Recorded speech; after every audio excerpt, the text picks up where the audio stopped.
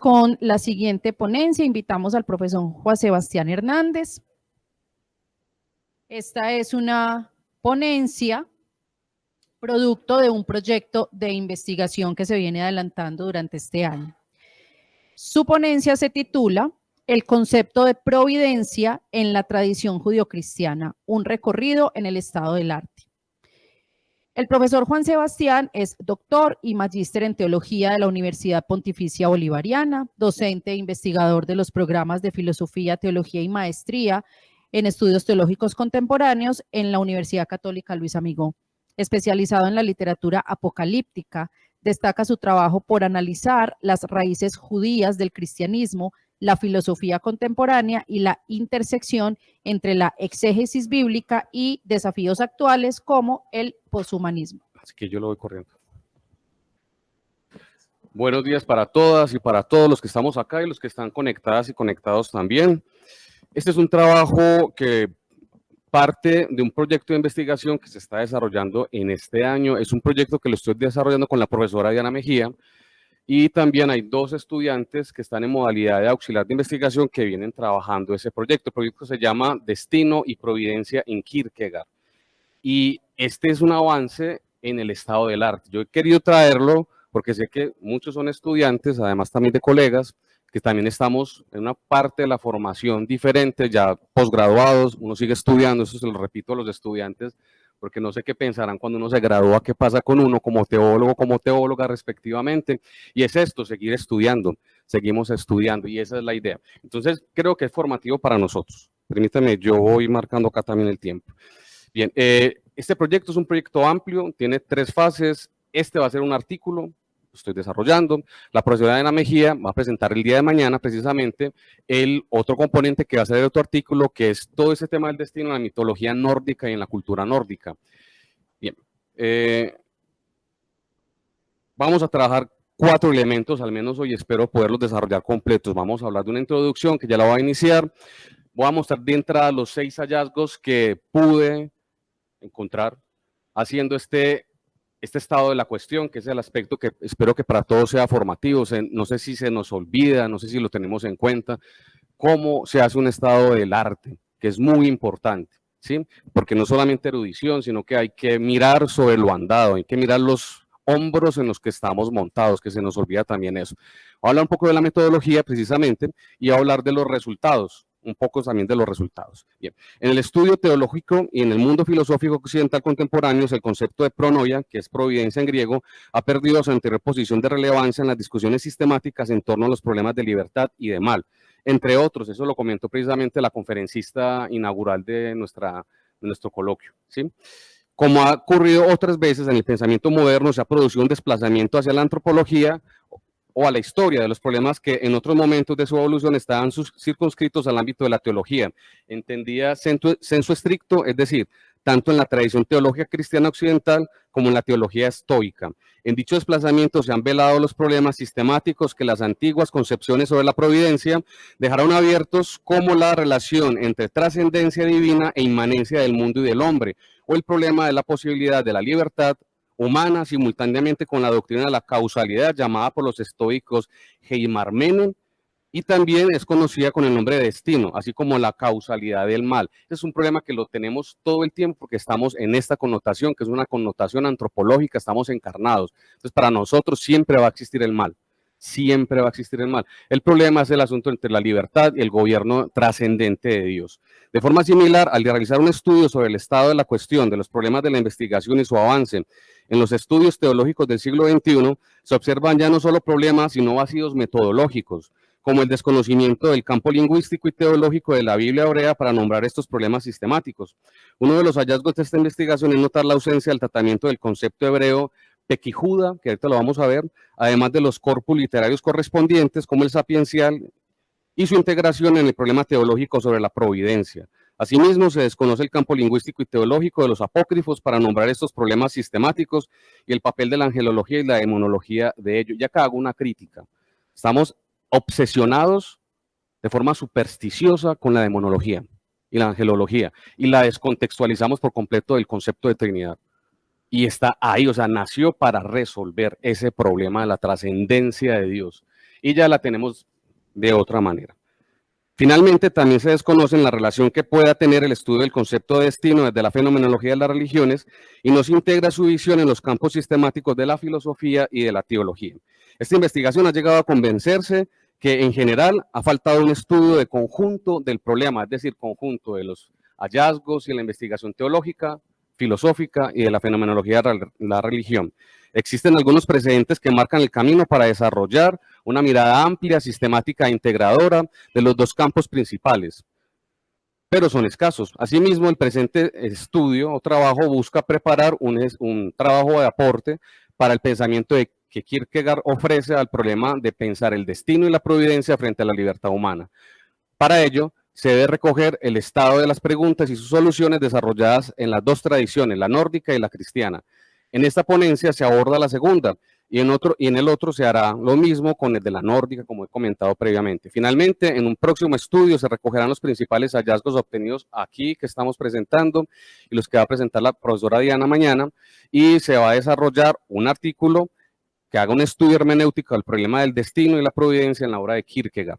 El objeto de esta presentación consiste en desarrollar un estudio de conjunto y sistemático de la recepción del problema de la providencia en la Academia Teológica Contemporánea, entendida como aquella que se desarrolla desde finales del siglo XX hasta el presente, en la cual se recogen las tradiciones teológicas y filosóficas de Occidente, y más específicamente aquella que emerge en el helenismo, así como aquellas judías, y en la tradición patrística y escolástica. Con el propósito de este estudio consiste precisamente en realizar un análisis sistemático de las status questiones, primero presentaré los 6 hallazgos y después voy a empezar a hacer una descripción de la metodología.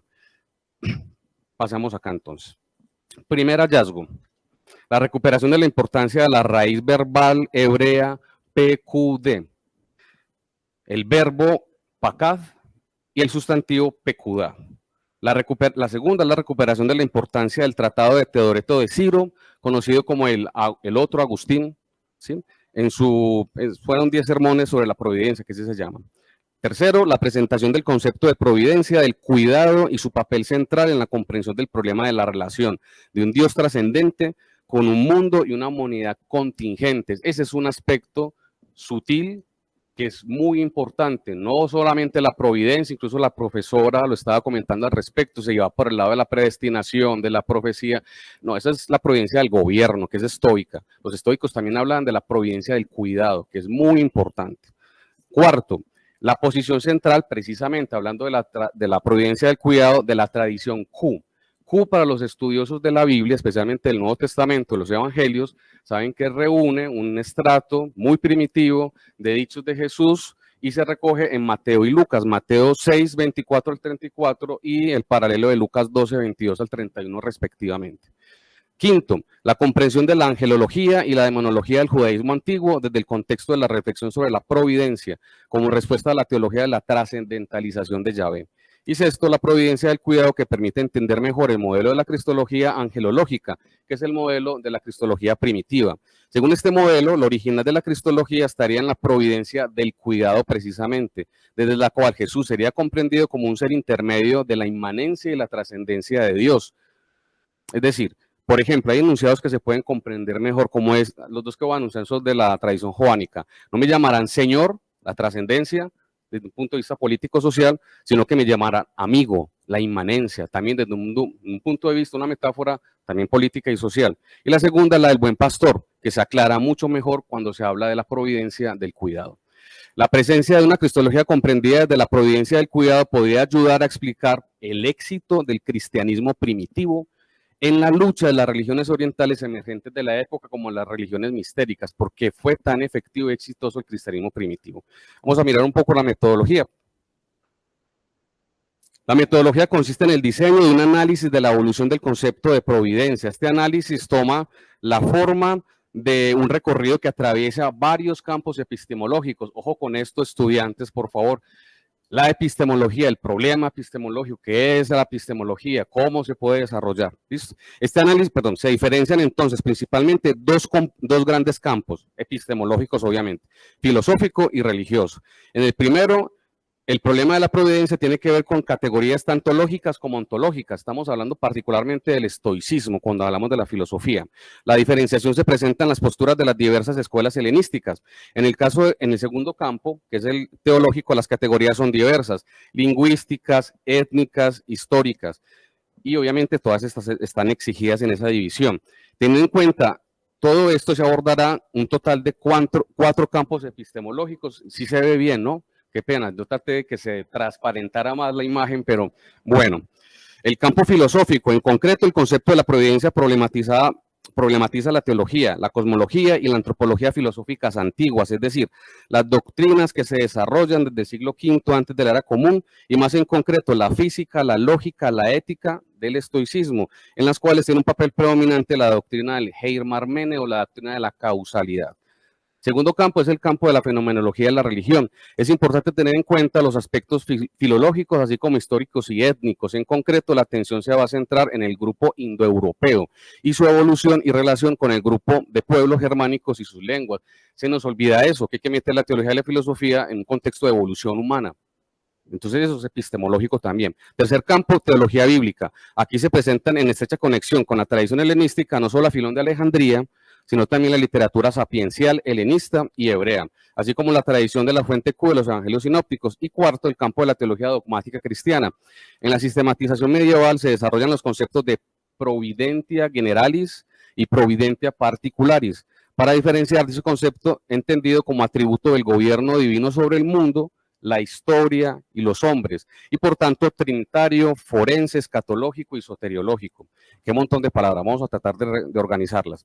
Al aplicar la metodología de los cuatro campos epistemológicos sobre los extensos corpus bibliográficos y fuentes que abordan el tema de la providencia, porque eso es un rastreo del estado de la cuestión, hay que analizar los archivos, los trabajados en 24 siglos, ¿sí? Vamos a definir esos cuatro campos desde lo que se trabaja. El campo filosófico que tenemos ahí en pantalla. Además de la enciclopedia estoica que constituye la obra de Heinrich Friedrich von Arnim, que es Stoicorum Veterum Fragmenta, que lo tenemos ahí a la derecha. En la investigación histórica y sistemática del estoicismo también se cuenta con el estudio que es el más riguroso existente hasta la época, que es el de Max Pollens, que es Die Stoa o la Stoa. Además de estos dos, se consultaron otros estudios de detalle, tanto en artículos y revistas y enciclopedias especializadas. Vamos a pasar al segundo campo, que es el campo filológico-teológico, ya viendo que está más nutrido. En este es quizás el campo más amplio precisamente. Se tuvieron en cuenta los principales diccionarios, enciclopedias filológicas, léxicas y teológicas, donde se registran los estudios más revelantes, como Theological Dictionary of Old Testament, Theological Dictionary of New Testament, Diccionario Exegético del Nuevo Testamento, The Anchor Bible Dictionary y el Diccionario Teológico del Nuevo Testamento. Asimismo, se analizaron léxicos hebreos y griegos como el Diccionario Classical Hebrew, Theologisches Wörterbuch de Qumran Texte y el Diccionario de Qumran, de Kar Qum, el 1. Bueno, también se estudian el Diccionario Bíblico de Alonso Shekel, el índice hebreo arameo griego de Taxamico Muraoka, que se murió recientemente, un filólogo semita niponés, y las concordancias griegas y estadísticas y léxicas de Robert Morgenthaler y Kurt Aland. El tercer campo es el campo teológico bíblico. En cierto sentido, este campo está unido al anterior. Aquí se agrupan las enciclopedias que tratan el corpus del judaísmo antiguo, como el T.N.T. Clark Encyclopedia of Second Temple Judaism, enciclopedia de los rollos del Mar Muerto, Encyclopedia of Apocalypticism y el Oxford Handbook of Apocalyptic Literature, así como comentarios bíblicos de libros de la Biblia cristiana, como Hechos de los Apóstoles, como por ejemplo los comentarios de Richard Pearbo, Luke Timothy Johnson y Joseph Fitzmayer, de la Carta a los Romanos, del mismo Fitzmayer, de Vine y de Dunn. Pero estos últimos serán abordados cuando se revisen los pasajes neotestamentarios relevantes, al recurso problemático de la providencia en el pasaje de Q. Pasamos al último, que es el campo teológico sistemático, que además de los pasajes de Orígenes, Agustín, que nos va a hablar después de mí, nos va a hablar precisamente Lilian, que es la otra investigadora que tenemos, estudiante que está precisamente haciendo su trabajo con nosotros. Pues vamos a hablar también de Tomás de Aquino. Aquí se tienen en cuenta las síntesis presentadas en las siguientes enciclopedias que las tienen ustedes aquí en pantalla, perdón, las estaba pasando. Religion en Geschichte de Gegenwart, que infortunadamente no está traducido al español, debería estar traducido al español. Ojalá un editor nos esté escuchando a ver si nos hace el regalo de traducirlo para que ustedes lo puedan tener. Y también de la Theologische Real Encyclopedia, que la tienen ahí al lado, TRE. Sacramento Mundi, que sí la tenemos, Mysterium Salutis, que también la deberían consultar, que la tenemos en la biblioteca. Asimismo, se tienen en cuenta las presentaciones del conjunto de los manuales dogmáticos más importantes, como los de Alejandro Martínez Sierra, que está en la BAC, y también de Ángel Cordovilla, que también está en la BAC. Estos son tratados a la Trinidad, precisamente. Este mismo campo se incluye en los trabajos de autores judíos medievales, por sus obras, por ser obras teológicas y sistemáticas, como es el caso de la Guía de Perplejos de Maimónides, y algunos pasajes del Talmud, de Jerusalén y Babilonia, y el Midrash. Esta clasificación permite identificar, que para eso es que se hace esto, 18 fuentes concretas donde se plantean los problemas sistemáticos del análisis al concepto de la providencia, y están separados por los campos epistemológicos. ¿Qué es lo que permite entender esta clasificación sobre las fuentes? Precisamente sus campos de desarrollo. Es importante resaltar algunas observaciones generales al conjunto de estos corpus. En los textos filosóficos se observan que la providencia pertenece al campo de la cosmología y al de la antropología, tanto en Platón como en los estoicos antiguos. Es interesante que en la filosofía moderna solo aparezca en el campo de la existencia, como es precisamente de la filosofía de Kierkegaard.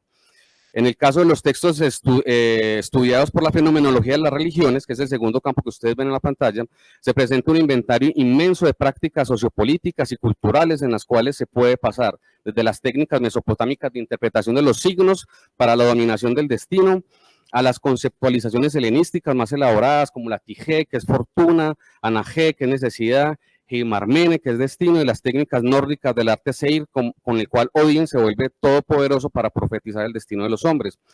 Con el campo de los textos del judaísmo antiguo se observa tanto textos sapienciales como textos semitas, como Job, los salmos, y también helenistas, como el libro de la sabiduría, los 4 libros de los macabeos, Filón de Alejandría, entre otros. En este campo sapiencial se observa un énfasis en lo que llamaremos, siguiendo los estoicos, la providencia del cuidado, es decir, un enfoque en el que el gobierno cairótico de la divinidad en el destino del ser humano entra en juego. Más adelante también se indicará otro campo, la escatología. Este es propio del judaísmo apocalíptico, donde la providencia divina sigue teniendo un significado cosmológico, es decir, el gobierno de Yahvé sobre el mundo, la historia y los hombres, pero agenciado por un conjunto de seres intermediarios, que son los ángeles precisamente y los demonios. Y por el lado de los ángeles entra la cristología en el caso del Nuevo Testamento, la cristología primitiva. En los textos cristianos del cristianismo primitivo se resalta, por el contraste con todas estas otras fuentes, la continuación del campo sapiencial hebreo con Q y el sentido de providencia del cuidado. De hecho, Q es el único texto neotestamentario que habla de providencia, y habla de providencia del cuidado, no providencia del gobierno de Dios sobre los hombres, sobre el mundo y sobre el destino.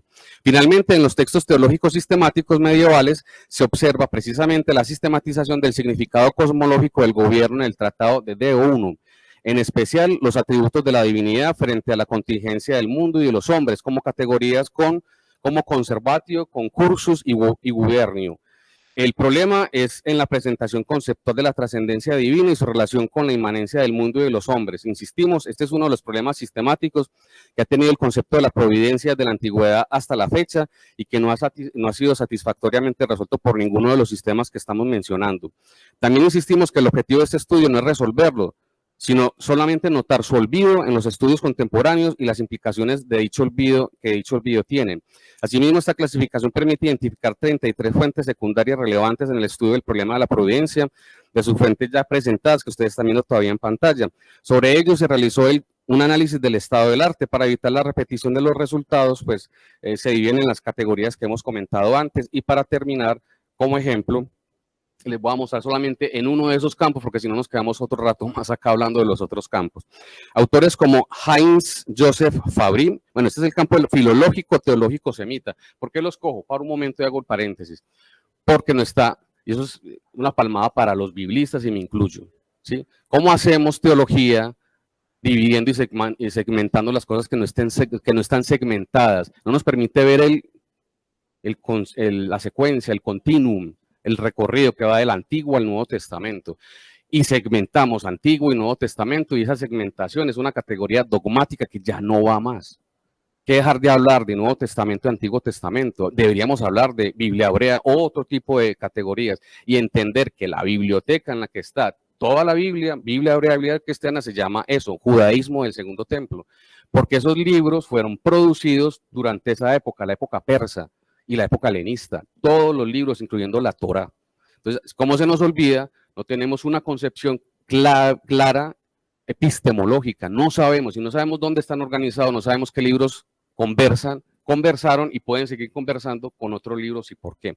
Y eso es lo que por eso voy a presentar acá, solamente la primera, porque está totalmente descontextualizada, tanto, y lo voy a decir con vergüenza de los biblistas, ojalá me estén escuchando o lo puedan grabar y me escuchen porque se las peleo con todos ellos. ¿Cómo es posible que los diccionarios más especializados de exégesis bíblica neotestamentaria digan que no hay ni una sola palabra en hebreo que tenga el concepto de providencia? Eso es lamentable. Entonces, por eso va, como este ejemplo, pero a manera, digamos, como de trabajo, en estos 2 minuticos que tengo, simplemente a mostrárselos. Estos son los autores, está la raíz, PQD, así se nombran las raíces semitas, esos, más o menos así se diría esa raíz si uno la desglosa las 3 letras, el verbo pakad, y los sustantivos de los cuales solamente voy a resaltar el último, pekuda, ¿sí? Que sería el que está en la mitad, pekuda. Hay varios autores, no los voy a nombrar, me quiero quedar con esto solamente. Estos son textos de Qumran, los manuscritos del Mar Muerto. El primero es encontrado en la segunda cueva, es un Targum a Job, es decir, es un comentario exegético al libro de Job. Job es uno de los libros más interesantes para hablar de la providencia, junto con Q. Y él ahí va a decir, no lo va a leer, lo pretendía leer, pero ya por el tiempo no nos va a dar, todo lo que ha creado Yahvé, él lo gobierna, ¿sí?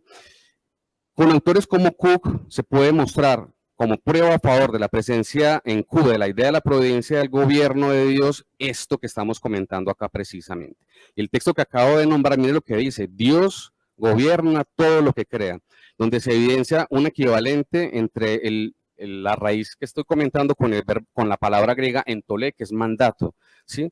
¿Cómo podría permitir considerar que la Torá, ojo con eso porque entolé es hablar de mandatos, inmediatamente nos dirige a hablar de la Torá, esta equivalencia entre Pekudá y entolé podría permitir considerar que la Torá es vista como un depósito que guardaba la providencia de Yahvé? Así lo pensaban los judíos, por eso la Torá es tan importante, ¿sí? Esto sería una línea interesante para seguir una investigación en dicho pasaje. Voy a dejarlo hasta acá para que no nos extendamos mucho. Muchas gracias.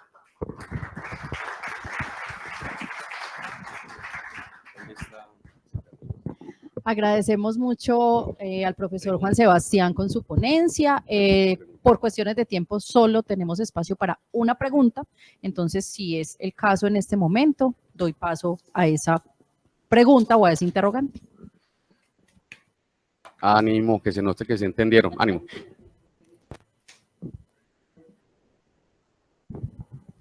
Agradecimiento al profesor Sebastián, que siempre nos presenta estos temas desde el punto de vista bíblico, que hay que rescatar mucho en la teología. Gracias. Seba, yo te quería preguntar un asunto sobre la providencia, porque quisiera saber quién es el sujeto de la providencia, en el sentido de que Tomás, hay un pasaje en la Suma Teológica que dice que la providencia de Dios es el hombre. Entonces hay como una especie de, si se quiere, no quiero decir intermediación, quiero decir como invitación a la participación de la acción de Dios. Entonces, de pronto, ¿qué elementos se podrían rescatar desde el universo semita y su concepción, que aquí pues nos estás comentando que habría que llamarle la atención a los exegetas y a los biblistas sobre esta noción de providencia? ¿Qué nociones podríamos rescatar ahí del universo judío para nuestra concepción cristiana? Gracias, profe Felipe, por la pregunta, es muy interesante. Mira, el sujeto es Dios, Yahvé. Y hay un problema que tenemos, pues que tenemos como humanidad. Ya la próxima semana, mírame pues como esto, mañana, Diana nos va a comentar un poquito en el mundo nórdico, porque esto es a nivel de especie, el concepto de trascendencia. Por allá es otra forma, pero en Occidente, tanto Grecia como lo que hemos recibido nosotros, ese es el primer problema, que presentamos a Dios trascendentalizado, lo subimos, lo elevamos. Los textos apocalípticos lo muestran. Dios en un trono que está más allá, bueno, cuando decimos Esas categorías de tercer cielo, séptimo cielo, noveno cielo, ¿han escuchado sobre eso? Es lo que nosotros hoy diríamos universo. Entonces Dios está por fuera del universo. Piénsenla pues. Entonces Dios no está acá con nosotros. Entonces, ¿cómo nos gobierna? Primera pregunta. Segunda pregunta, ¿cómo cuida de nosotros?